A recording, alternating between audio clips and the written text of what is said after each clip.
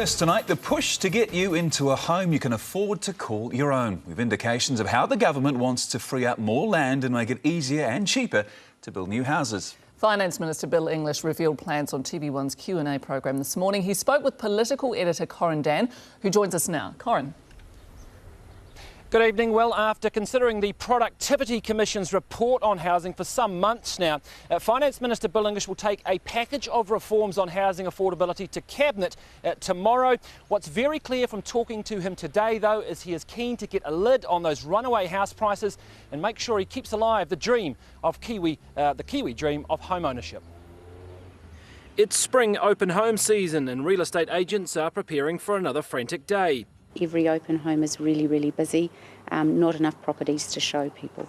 Hardly surprising, because Auckland should be building 10,000 more new homes a year than it is, just to keep up with population growth. The shortage is pricing many home buyers off the market. I worked hard to get where I am to buy a house that I wanted to buy for my family, and the affordability of the houses and the level that I'm buying has gone out of control. 20 years ago, an average house cost about 4 times the average income. Now, it's nearly double that. Finance Minister Bill English says affordability is a serious problem, but maintains it doesn't have to stay that way. People just seem to assume that no matter what happens, house prices are going to go up. That has turned out to be quite dangerous for New Zealand.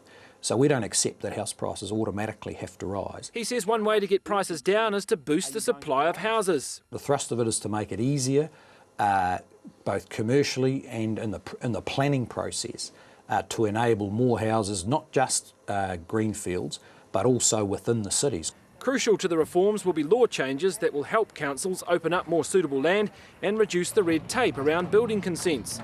Councils, though, are already wary. Last time we dropped standards in terms of materials, we had a whole lot of leaky homes. Well, that's right. And we actually can't afford to compromise a lot of these building consent processes. Mr English is promising to move urgently on the housing issue, but whether it's fast enough to help Steve Vaughan and his young family find their slice of the Kiwi dream seems unlikely. So, Corin, do you see this as a risky move by the government?